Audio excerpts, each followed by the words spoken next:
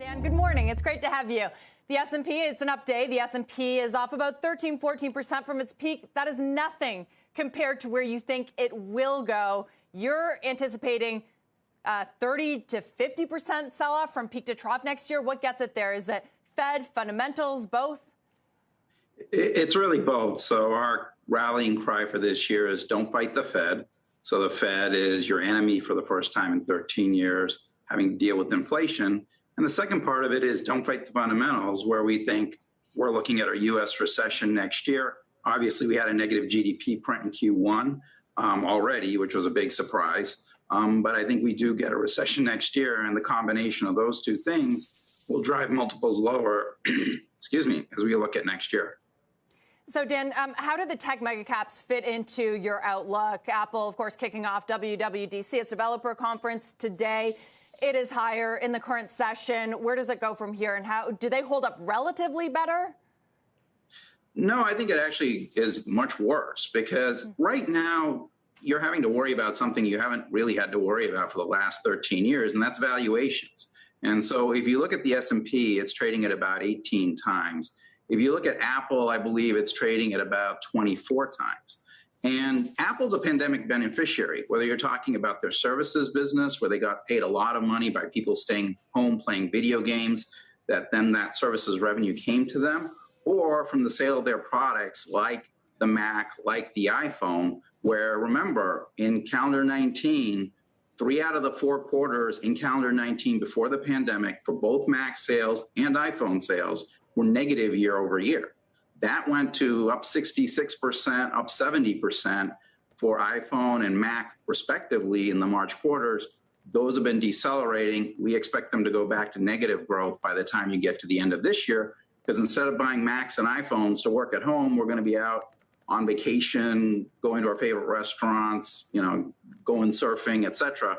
And so you're seeing this shift spend from services, from goods to services, and Apple's going to get hit with that. And they also have a premium multiple relative to other names that have come down already. Okay, so what's the scenario where you're wrong, Dan, particularly on Apple, since it's WWDC day? But, I mean, given that the last time we had a really big downturn, and I mean aside from the pandemic, Apple seemed to innovate through that, creating new platforms. So it wasn't so much about gauging what their old products were doing, but the profitability and growth of new products. And now we've got these chips that they're coming out with that should help their margins. We've got potential augmented reality headsets and software. If we get a soft landing, could some of these stocks that are big and innovating be okay? Well, I'm not sure I follow the innovation portion of that, John, because they just benefited from me having to buy a Mac from my kids when they were at home doing college from home, upgrading to an iPhone, a new one for all of us as we're all working from home, et cetera, or doing college from home. So that's what got their revenue growth going. If you look at Apple, even longer term, from 2015 through 2019 for their iPhone revenues, they were down 6% over that 4-year period of time. Mac revenues were up 1%. What bailed them out was the pandemic, because everybody had to upgrade products. Now, if you look out really, really long term, you say AR, VR, which I've been a big proponent of, and I've obviously been way too early, per Bill Gates' saying of, new technologies are overhyped near term and underhyped long term.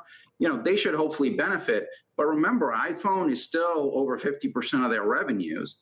And so that's a big driver of their business. The second portion of it is services, because if you're out and about, you're not going to be giving that services revenue through Apple by playing video games. That services revenue piece, the gross margins on that are about 70%. That compares to, I think it's mid 30% gross margins for iPhones. So the services slowdown is even more problematic if that's what you see going through the later part of this year. And none of this would matter if the multiple wasn't at 24 times versus the S&P at 18 times, and you've got Facebook and Google sitting in the mid to high teens. Right. So I think you have to bring valuation back into the picture when you look at all of these stocks, which you haven't had to honestly do for a very long period of time.